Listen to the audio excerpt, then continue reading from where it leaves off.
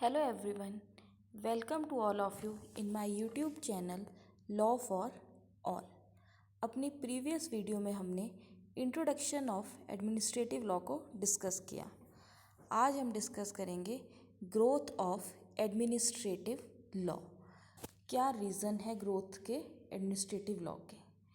We know that earlier the role of state was to defend the country from external aggression, maintaining law and order within the countries, and collecting tax for the maintenance of the state.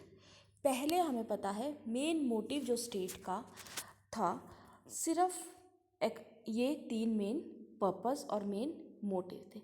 But with the passage of time, जैसे जैसे modernisation का concept आया, societies में concept change होने लगे law के।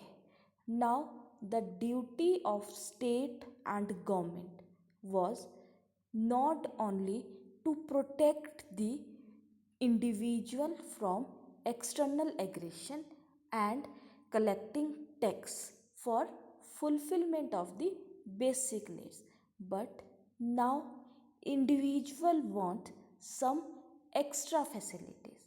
It means that now individual का main focus और मोटिव सिर्फ रोटी कपड़ा और मकान तक लिमिट नहीं रहा। Now individual want right to education, healthy and neat environment, medical facilities.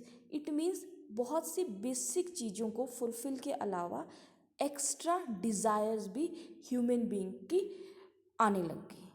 So now to fulfilment of all that desire, there is need of some authorities, extra authorities और extra law की need हुई, और उस need और उस administration को maintain करने के लिए हमें एडमिनिस्ट्रेटिव लॉ का नीड और एमरजेंस अराइज हुई।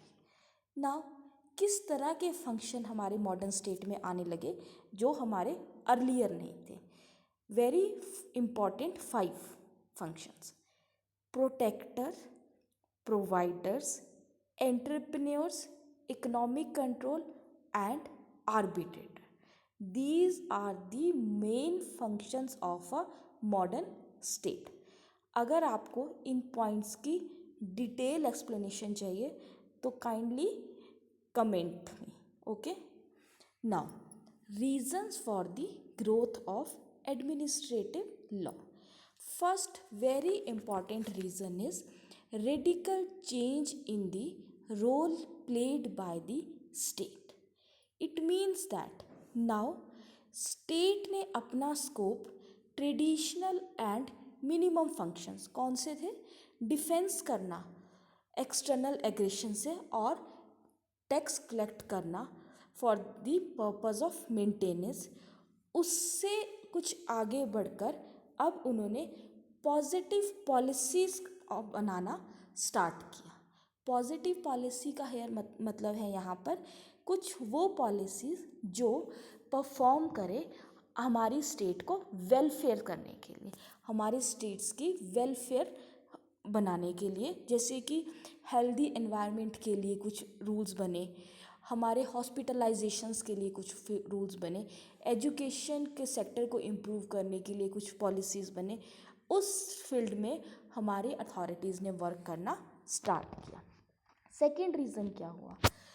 इन सर्च ऑफ एम्प्लॉयमेंट पर्सन्स और individual migrate from rural areas to urban areas, and due to this reason हमें housing, road, parks, effective drainage systems की नीड होने लगी।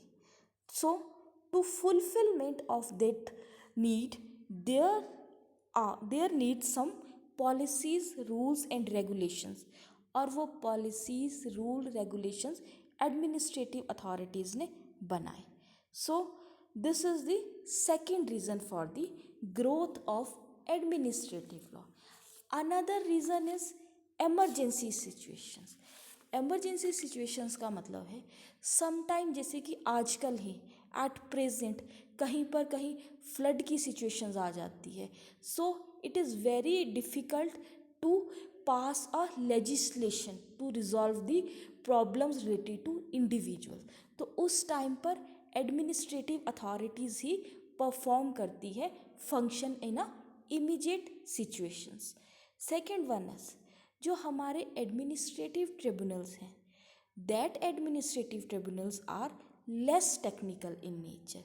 द रीज़न बिहाइंड इट कि जो हमारे एडमिनिस्ट्रेटिव ट्रिब्यूनल्स है they are not bound to follow the rules of evidence. Clear? So these are the some reasons due to there are emergence for the growth of administrative law. So in short अगर हम कहना चाहें then today in our country, that is in India, are not governed by the government, but it is administrated by the authorities and government. So these are the some reasons.